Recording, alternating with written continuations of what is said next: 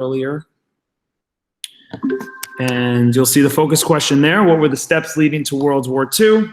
We're going to look at it through Germany and world history's perspective because you'll learn America doesn't get involved in World War II until later on. Okay, we should remember that from the reading. So let's take a look at the steps. So there's two slides for today. The first of which we need to look at the definition of appeasement. Okay, so go to what appeasement is. Please write that down and then copy down what's in red as well. We need to see how this policy of appeasement kind of led to some serious issues. All right, so take a minute and write that down.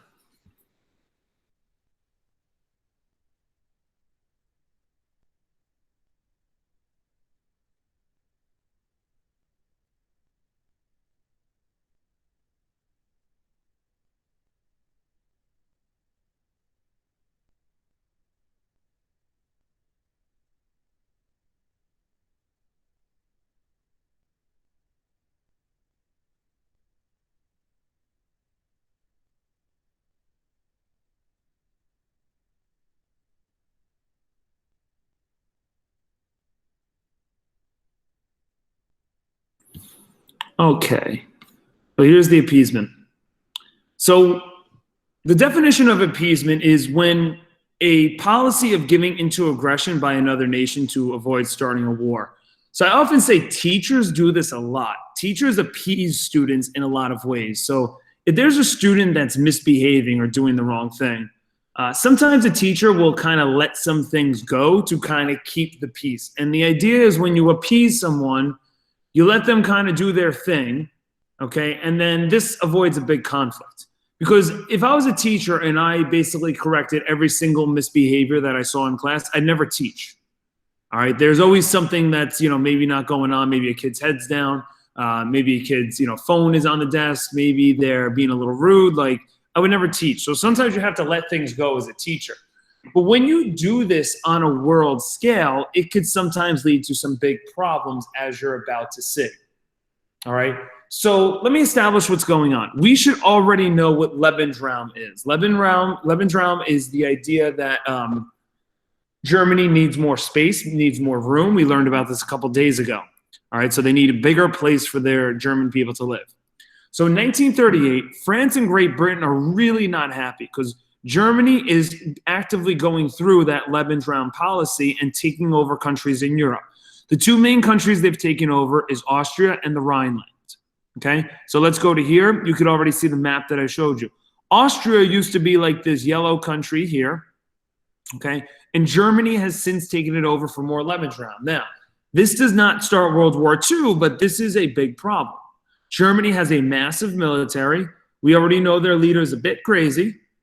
All right, and he's now taking over countries. So this worries countries like France and Britain and Belgium who are like, we're kind of close to Germany. Are they going to invade us? All right, so it's a legitimate worry, as you could tell. The next country Germany is going to try and take is the country of Czechoslovakia.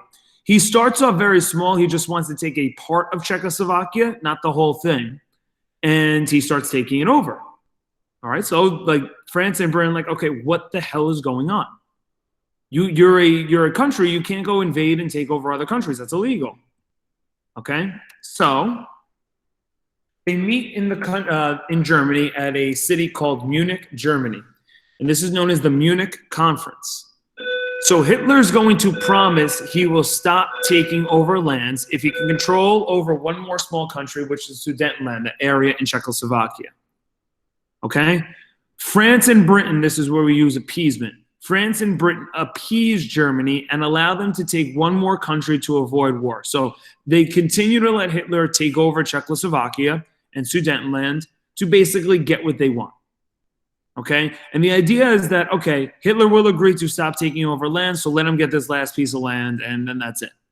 All right? I often do this as a teacher. Sometimes a student is misbehaving. Let's say there's candy on my desk, and they walk to the back to grab candy. All right, and then they keep doing it and keep doing it. So I finally just say, look, stop taking candy off my desk, sit in your seat, sort of thing. A student might say, oh, please, can I just have one more piece of candy and then I'll stop? And I'll say, all right, fine, have one more piece of candy, right? That is me appeasing the student that is misbehaving. Okay. Now, This is where I need you guys to start answering some questions. You guys have all been in class before, and we're not going to name names, we're not going to name teachers, but I want you to think, pre-COVID, if a student is misbehaving and a teacher really doesn't give them a consequence, what does that student generally keep doing? Getting in trouble. Okay. Doing it again. Very good. Okay. The student doesn't really stop. Okay. If there's no consequence, if there's no discipline, people generally take advantage of the rules and laws. That's a student that misbehaves. Do you think Adolf Hitler is going to go as far as he can if no one's going to stop him from doing anything, is he just going to kind of do what he wants? The answer is yes. So when he takes over Austria and nothing's really done about it, that's a sign for him that, hey, maybe they're scared of me. Maybe they're scared of Germany. Maybe they're intimidated. So I'm just going to keep taking over the land. So he takes over the Sudetenland. He takes over Czechoslovakia. Finally, France and Britain say, enough's enough. You cannot take over any more land. If you take over any more land, we're going to declare war on you. You can't just take over land, all right? So Hitler agrees, says, okay, no, we're done. We took what we need. We have enough Lebensraum, thank you. All right, except that's not what happens. Adolf Hitler. Okay, copy this last slide down before we start the assignment. In red.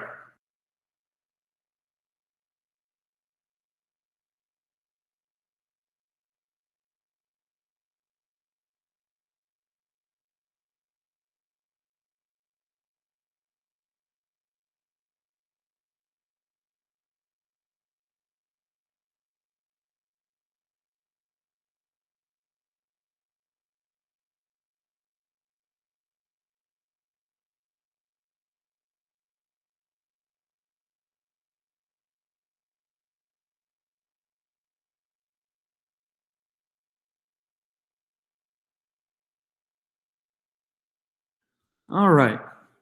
So at first, Hitler and Germany agree. They say, okay, we're done. We're not going to take over any more land. No more Lebensraum, right? But then they go behind Britain and France's back, and I don't know, a few months later, they invade the country of Poland. Poland is this massive country right here, just as big as Germany, and they invade that one. Okay? So he didn't follow the wishes of France and Britain. And the example I like to give is, okay, I tell the student to stop taking candy off my desk, and they stop. And then the second I turn my back to write on the board, they walk to the back room and take more candy. They just completely not listen. All right? There's no way you're going to get Adolf Hitler to listen to Germany and France if they're not threatened, to France and Britain, if they're not threatened. Hitler's not intimidated by France and Britain's army. His army right now is bigger.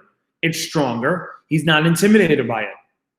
So their wishes are not going to be listened to whatsoever. So once Germany invades Poland, this is pretty much enough is enough. Britain is the first country to declare war on Germany. It says, okay, we need to now make sure that Germany stops what they're doing. Go ahead, Isaiah. It's like everything they say to Hitler's irrelevant. Say that again? It's like everything people want to say to Hitler, to him, is irrelevant. Yeah. And Hitler committed. The only thing that's relevant is just killing the Jews. That's pretty much it. That's how it is in his eyes. Hitler committed suicide. Yeah.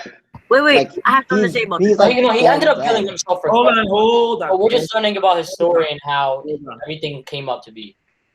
Yeah, well, we'll talk about what happens to Hitler at the end of the war. When we get there, we're still not there yet.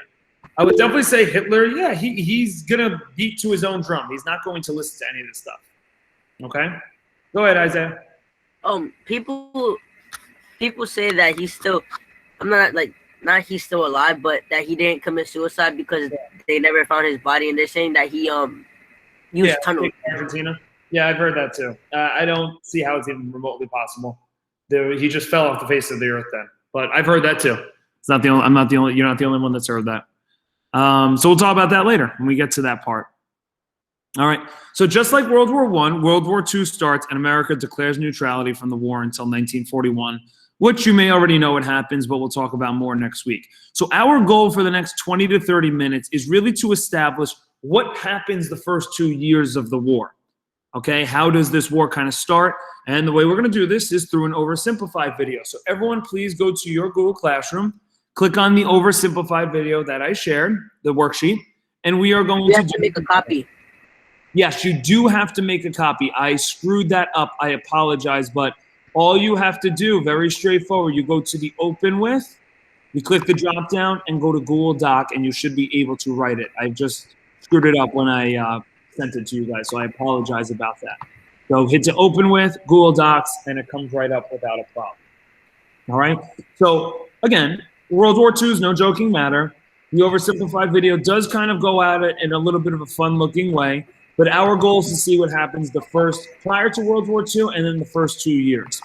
So preview the first 2 questions, all right? And then we are going to go through some of the details here. All right, so let's go to the video.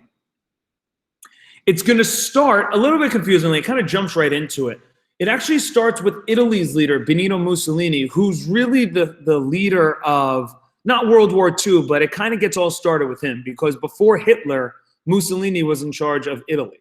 So it's going to start with him, and then it starts moving into Hitler and then Japan and, you know, some of the other problems we've talked about. So preview questions 1 and 2, and then we'll go from there. Sure to try it out using the link in the description and learn something new today. Now, without further ado. It's 1902. A young man by the name of Benito Mussolini moves from Italy to Switzerland to avoid military service. He gets big into socialism, working for trade unions, writing for socialist newspapers, advocating a violent overthrow of European monarchies, the whole shebang. This gets him in a bit of trouble with the Swiss police, so he gets arrested, sent back to Italy, set free, returns to Switzerland, is arrested again, goes back to Italy again, completes his military service after previously avoiding it, and then after a brief stint as an elementary school teacher, he finally returns to work as an avid socialist. His speeches and journalistic abilities made him famous among Italian socialists. He was anti-war, so when Italy colonized Libya in 1910, he rioted and got arrested. Then World War I came along, and once again he protested Italy's involvement. But then he thought, wait a minute, this war could bring about the social climate needed to overthrow European monarchies and bring about the socialist revolution everywhere. And suddenly he was pro-war. But his fellow socialists didn't like his new pro-war stance, so they kicked him out of the party. So then he said, you know what? I'm done with socialism. We need something new, not based on class divisions tearing us apart, but based on unity through nationality. We'll conquer the Mediterranean and reunite all Italian peoples just like the days of the Roman Empire. I'll call it fascismo, and it will guide the Italian nation to greatness. That's all well and good, Mr. Mussolini, but what kind of haircut am I giving you? Let's go with bold.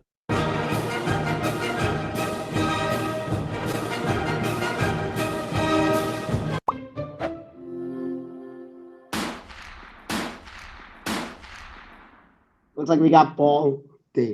Italy had been on the winner's side in World War I, and they hoped they were going to get a lot out of it, but in the end, they only got a little, and they felt cheated. On top of that, a bad economy and weak governments meant that the Italian people were a little unhappy. So when Mussolini came along and said that he could fix everything, his fascist movement gained a lot of support. In 1922, he went to the king and said, make me prime minister, or I'll make me prime minister. And the king said, you and what army? This army. Fair enough. Then he went about establishing a dictatorship with himself at its center. Europe had its first fascist dictator. Next up. Okay, so Benito Mussolini created his own political party. He was once a socialist, but eventually became a part of a new party called Fascismo, which we know as fascism. Yeah. Wait, so personally, what do you feel like is better? Like fascism or just like? Well, I never like really giving my opinion. So I won't really give you my opinion, but I'll definitely say they are both based on like a lot more government control, and in terms of just like, it's a lot different than democracy and what we're used to here. So I don't know if it's worse or better, but I don't really have a preference. Oh, okay. Number 2. I just don't have like a teacher input. That's fine too. Why did the Italian prime minister step aside to Mussolini?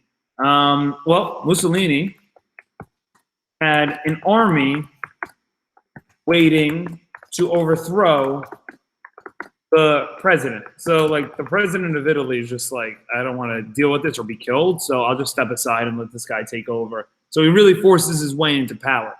All right, so he's the first fascist dictator known as Il Duce. He is the leader for Italy. All right, we know who the next fascist dictator is going to be for 3 and then eventually 4. Germany. Germany had been on the loser's side, and they got absolutely wrecked by the Treaty of Versailles. They lost territory, had to demilitarize the Rhineland, had to reduce their army to just 100,000 men, couldn't have an air force, had to pay the Allies a huge amount of money that it didn't have, and a new rule was established that every Englishman withheld the right to walk into the center of Berlin, pick out any German they wanted, and spank the hell out of them. I made that last one up, but it helps you understand how all of this felt to Germans. On top of that, a bad economy and weak governments meant that when a small angry man with a silly mustache came along and said that he could fix everything, the German people loved it. Hitler had been a soldier during World War I, and he was crazy patriotic, and nobody was madder than him about Germany's humiliation. He helped start a new political party, and in 1923 attempted a march on Munich with his boys. And then he got arrested. But his popularity grew and grew, and in 1933, the president made him chancellor. He believed he was Germany's great destined savior, and he went full megalomaniac, establishing a dictatorship with himself at its center. Europe had fascist dictator number 2. Hitler and Mussolini had a lot of the same ideas, but more importantly, they had the same enemies, and they started to get along. Anyone else want to be friends? Franco? No? You good? I do. Who's that? It's Japan, and they've taken over northern China. Let's rewind a bit. Japan had isolated itself from the rest of the world for over 200 years until the Americans showed up and said, you're going to trade with us and you're going to like it. Then the Western powers imposed a bunch of unequal treaties, meaning Japan's economy was bust. They also had no natural resources, so they decided to go get some. They went to war with China to gain a sphere of influence over Korea, and they took a bunch of China's stuff. But then the West said, hey, cut that out. And since Japan couldn't take on the West, they said, okay, I guess we'll just go home. Wait a minute, what are you doing? Taking advantage of a weakened China and setting up spheres of influence. But I was the one who weakened them. We know. And you guys didn't let me have anything. We know. That seems unfair. We don't think so. Okay, see ya. So Japan... Okay, so number 3, why did Hitler and Mussolini become friends with one another? They had a lot of the same ideas, but also the same enemies. It's like, you ever heard the saying, the enemy is my friend? So that's how this kind of works out. Like, a lot of the same countries didn't like them, and they didn't like a lot of the same countries, so they just happened to be buddies. Number 4, what did Japan want when they invaded China? So early on in World War II, even before World War II technically starts, Japan invades China for resources such as oil. Okay, so Japan kind of gets the fighting started before even Hitler does in 1937. All right, but let's focus back on Germany. What was number 5 and number 6? 6 you should know already. So write down 6 if you know it. Thought, screw this, and went to war with Russia, and stunned everyone by actually winning. Then they fully annexed Korea, but they didn't stop there. In World War I, they took Germany's colonies and islands in Asia, and then in an incident that was maybe staged by the Japanese army, a bomb blew up a Japanese train in Manchuria, giving them an excuse to launch an invasion and take over.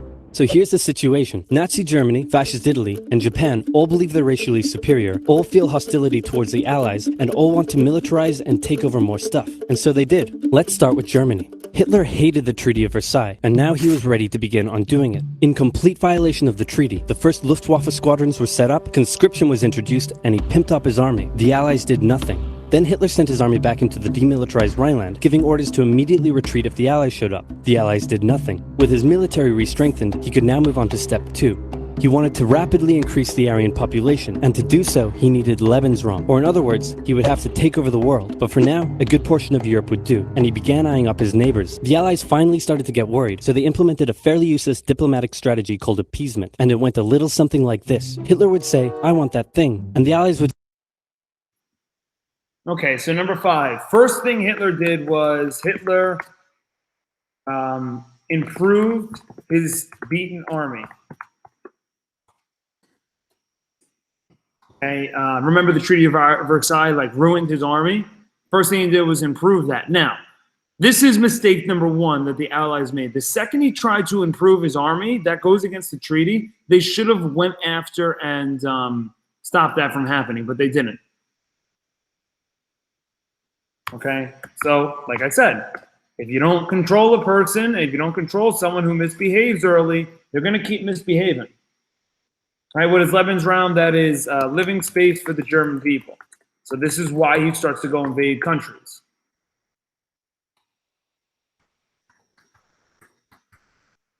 Okay, now watch Hitler just start taking advantage of everything. Okay, this appeasement strategy of letting him kind of go and do his thing becomes a huge problem. So this is kind of funny way that they show it, and then watch what happens for 7 and 8. Would say, you can't have that thing. Okay, you can have that thing, but no more. I want that thing. And repeat. So while this ad plays, you can kind of see what it means, right? He's just saying, all right, I want that, and he takes that, and then like no one stops him. So he just keeps taking things. And he just literally keeps invading countries. All right? And just took it, with no resistance. Boom, this is Germany now. Next, he demanded to be given the Sudetenland, an area of Czechoslovakia with many ethnic Germans. The Allies held a meeting with Hitler in Munich and said, look, we're going to give you what... Hang on, this meeting is about my territory. Shouldn't I come to the meeting too? Anyway, we're going to give you what you want. Really? Yeah. Just like that? Yep. What's the catch? Just sign this piece of paper promising you won't invade the rest of Czechoslovakia. Okay. Then Chamberlain returned home victorious, waving his signed piece of paper in the air, declaring crisis to be averted and the continuation of world peace. And we built a statue of Chamberlain in his honor, and every day on the 30th of September we celebrate Chamberlain Day. Hitler's invading the rest of Czechoslovakia. What? He's invading the rest of Czechoslovakia. Oh. Daddy, You lied to me. What do you expect? I'm Hitler. Not to be outdone, Mussolini also wanted to get in on the action. He thought to himself, isn't there a not yet colonized nation somewhere which is so underdeveloped that the people would be defending themselves against our tanks with literal bows and arrows and wooden spears? Close. Oh, there is? Fantastic. And so he took it. Italy also wanted to control the entrance to the Adriatic Sea, so they occupied Albania. Then, in another incident which was maybe staged by the Japanese, gunfire was exchanged by Japanese and Chinese troops at the Marco Polo Bridge, and the Japanese launched yet another invasion against China. They swept through Beijing and Shanghai, and then advanced through the Yangtze Valley to China's then capital. Okay, let's answer 7, then I'll take your question, Sebastian. 7, what did Hitler promise to do with the rest of Czechoslovakia? Not to invade the rest of it. But I think the video does a good job explaining. But he invaded it. And the video said it very funny, I thought. He was like, well, what do you expect? I'm Hitler. Of course I'm lying to you, right? But literally, the German prime minister, his name was Neville Chamberlain, thought he had stopped the war from happening.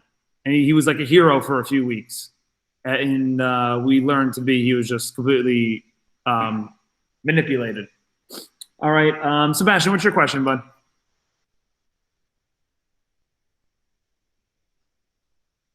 No question? Okay. Wait, the question. Wait. The question Okay. is, I have my question. I kept my question. Anyways, the question was, did they make a statue of him? Yes. Or the video? And that They statue actually really made a needs some clothes. They actually made a statue of him. Yes, that is true. That statue needs some clothes. Yeah. All right, number 8 and 9 are coming. Nanking. It was here that saw the worst of Japan's shocking atrocities committed against the Chinese people. Back in Europe, Germany and Italy made their relationship status official by signing the Pact of Steel. Then, Hitler turned his eyes towards Poland and the hated Polish corridor, splitting Germany in two. At this point, the Allies really had to put their foot down, and they warned him that an invasion of Poland would mean war. Hitler had planned to continue his advance eastward, but he didn't want to end up fighting a war on two fronts. So for now, he made an alliance with Stalin, saying, how about we both invade Poland and split it between the two of us, and I definitely won't not refrain from not betraying you sometime in the future. Sounds good. This new alliance stunned the West. On the 1st of September 1939, German troops entered Poland, and Britain and France declared war on Germany. The Poles fought hard, but they were no match for the two giants crashing down on them from either side. Then came a period known as the Phony War, where everyone just sort of sat around not doing much. The French had launched a small invasion into the Saarland, but they maintained mostly defensive positions, and after a while decided to just turn around and call it a day. Speaking of France, the French were still super proud of their victory in World War I, and they hadn't really moved on from it. They still used horses, they dispatched messages by motorbike instead of using radio, orders from the commander-in-chief were usually pretty vague, and the troops were rarely inspected. They built a line of defenses along their German border, but didn't bother extending it all the way to the Channel, and they wouldn't launch artillery strikes against Germany out of fear of being retaliated against. In a war, They didn't want to attack the enemy. And at first the UK wasn't much better. Chamberlain still naively hoped that the war could be ended diplomatically. Instead of bombing raids, the RAF dropped propaganda leaflets over German cities, which one air marshal said likely did nothing but provide the continent with toilet paper for the duration of the war. They also only sent 200,000 men to France, while the French had mobilized millions. Both Britain and France wanted to avoid a repeat of the First World War, and so they wanted to keep the war as far from home as possible. So they turned their eyes north, towards Norway. Neutral Sweden was exporting iron ore to Germany through neutral Norway, so the Allies asked them if they could please stop exporting iron ore to Germany, but this request was refused. Then, the Soviet Union attacked Finland, so the Allies said, how about we land troops in Norway and move them across Sweden to go help out your good pal Finland, and along the way maybe take control of all your iron fields. But Norway and Sweden still said no. So the UK mined the waters around Norway to force any transport ships into international waters, and they also attacked a German tanker they found in the area. Hitler realized what the Allies were up to, and he quickly moved to secure his supply of iron ore. He launched an invasion through Denmark into Norway. The Allies rushed to land troops at key ports along the coast, but Germany had taken control of Norway's airfields, and their air superiority decided the fight. The Allies had to retreat. After this slightly embarrassing failure, Chamberlain resigned, and was replaced with Winston Churchill, who had a slightly different approach to dealing with the Germans. Hitler's overall... Okay, so number 8, what happens on September 1st? That is Germany invades Poland, which officially starts World War II. And you see, as you can tell, you'll start to see the Axis powers in Germany get off to a great start. Okay, because Germany's military is very strong and everyone else's isn't so strong right now. Early on in the war, Neville Chamberlain, the leader of Britain, he resigns. And who takes over? That would be Winston Churchill. He's a very big leader for Great Britain in this war, and underratedly a huge reason why Hitler does not take over the world. So we'll learn about him a little bit more later. All right, take a look at number 10 and then eventually 11. So you're going to see Germany just dominate early on. Okay, and this is what you're going to see for the next minute or two.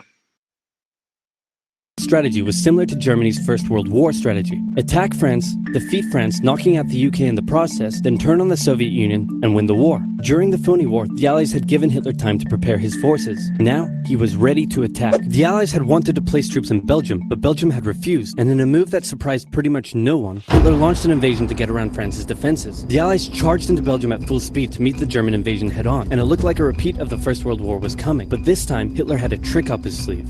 Blitzkrieg. As the Germans advanced, they sent thousands of refugees westward, slowing down the Allies. Then, to the south, the French had left the Ardennes, an area full of hills and forests, pretty underdefended because they thought it was naturally impenetrable. Well, the Germans were about to penetrate it with everything they had. They smashed 50 Wehrmacht divisions through and encircled the Allied armies at lightning speed. The best of the Allied forces were now trapped. The Germans squeezed in from all sides, taking out France's best armies and nearly wiping out the British too. But they managed to make a desperate last-minute escape at Dunkirk, with British civilian ships even making the perilous journey to bring their young men home. With most of the French forces depleted, the Germans breezed through, taking Paris, and France fell. What the Germans couldn't do in World War I, Hitler had done just like that.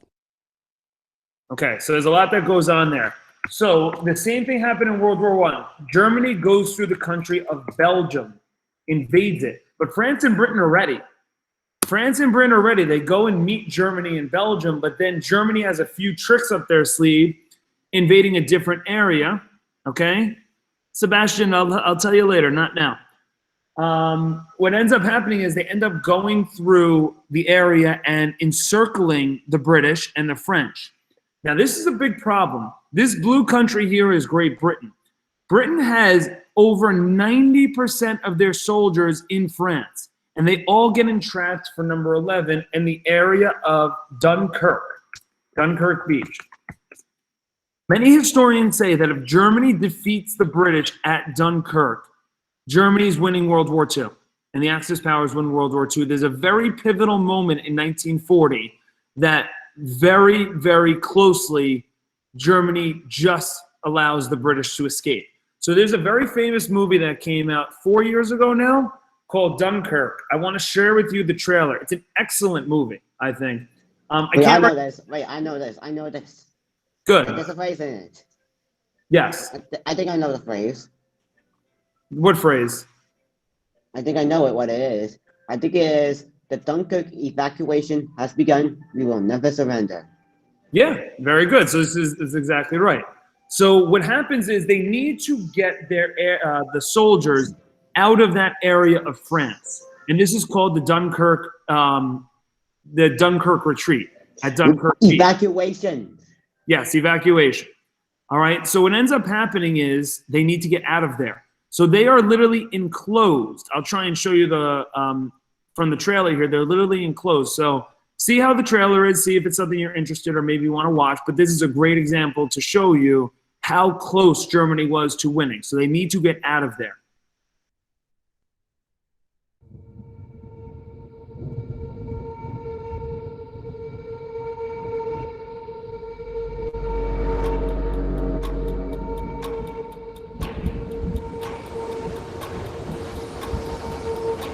The enemy tanks have stopped. Why? Why waste precious tanks when they can pick us off from the air like fish in a barrel?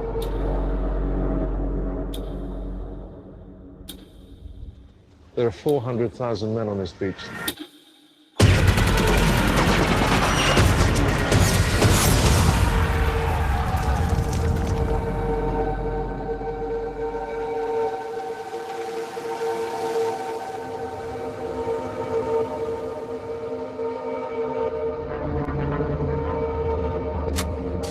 He's coming back round. He's coming back round!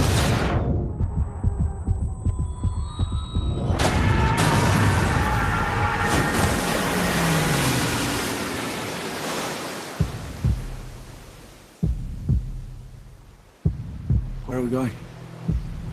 Dunkirk. I'm not going back. There's no hiding from this sun. We have a job to do. If we go there, we'll die.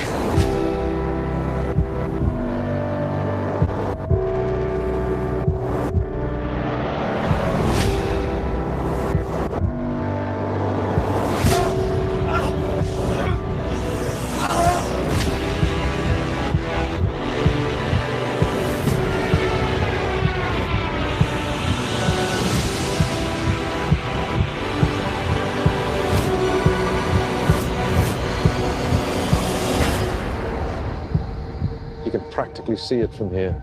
What? Home. Okay, so the goal is to get out of there before Germany wipes all of their soldiers. And they narrowly do escape, not to ruin the movie or the real life event, but that's what happens. Let's head back to the final part of the oversimplified, and then we'll answer 12. Hitler hoped that with the fall of France, the UK would also lose hope and sue for peace. But quite annoyingly, it didn't, and he needed to secure the Western Front, so he tried to force them into submission with mind games. The UK were now all alone, and Hitler wanted to emphasize that. First of all, just before France fell, Italy finally declared war on the Allies, making the UK's situation even worse. Next, instead of just occupying all of France, Hitler occupied the coastal areas for defense, but allowed France to continue its existence as a German puppet state. This way, it looked like the UK's old ally had decided to switch sides. Hitler also hoped that the UK wouldn't attack any of her old allies' navy bases or colonies in Africa, giving Hitler an extra line of defense to the south. But the UK made sure to respond to this by sailing down to France's navy base in Algeria and wrecking a bunch of ships. So have at it. Hitler then began laying down plans for an invasion of Great Britain. Before German troops could land on British soil, he would first need air and naval superiority across the Channel. Waves of German bombers came, while the completely outnumbered RAF worked bravely around the clock in an attempt to quell the German attacks. At first, the Luftwaffe targeted British ports and coastal facilities. Then it attacked RAF bases, crippling the RAF's ability to defend the nation. And it looked like Hitler's Great British Invasion was coming. But then, Churchill ordered a small, pretty insignificant bombing raid over Berlin. It didn't do much damage, but Hitler was furious, and he immediately ordered the Luftwaffe to refocus its attacks on civilian targets in London. Children were sent off to the countryside away from their parents to avoid danger, and frequent trips to air raid shelters became a daily occurrence. But British morale held firm. Smiling, knitting, lounging casually, these people have balls of steel. This refocusing on London also gave the RAF breathing space to reorganize, so Hitler kind of shot himself in the foot there. Just the foot for now. Finally, the Luftwaffe sent one massive all-out attack on London, and the RAF successfully repelled it, destroying many of the German aircraft and placing air superiority firmly in British hands. Hitler's invasion had to be postponed, but the bombing of British cities continued for some time. Okay, so Germany starts to bomb Britain, and people had to literally go hide in air raid shelters underground. Okay. So before you turn that in, I just want to recap just to make sure we're on the same page before we get into more America getting involved. So you're not writing any of this down, but please just follow along and listen before class ends. So early on, the Axis powers are dominating. Germany is taking control of major European countries.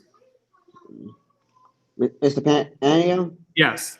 I'll see you next week. Hold on, wait 1 minute, okay, bud? But I have OT. Wait, don't leave, Sebastian. Don't leave. Just 1 minute, then you can go to OT. Almost done. All right. They're taking control of major European countries: Austria, Czechoslovakia, Poland, and France. So those are 4 major countries. France was a huge country in World War I, and Germany defeated them in just 6 weeks. Okay, it was like the French didn't even exist. Italy has taken over countries in Africa, and Japan has beaten China and taken over the Pacific Islands. So ultimately, the Axis powers are winning very big early on. It's looking very bad for the Allied powers. The Soviet Union is currently on the side of Hitler and the Axis powers too. So things just not look good. Great Britain is essentially fighting Germany all alone as their homeland is bombed by the German Air Force, and they have to just fight off this attack as much as possible. They have to stand strong and just survive, okay, because they're the last real hope before other countries get involved in World War II. If Great Britain loses and they get taken over by Germany, it's over. Okay, Hitler and the Axis powers win the whole thing. So they are very strong and just hanging on there. America is neutral at this time, but they are rooting and sending military aid to the Allied powers throughout this time, hoping that they do win because they don't want Hitler to win. All right? So that is it for today. All right? We will get into a very tough lesson on Monday on Pearl Harbor, so I will see you all then. How tough? Like 1 to 10? Bye.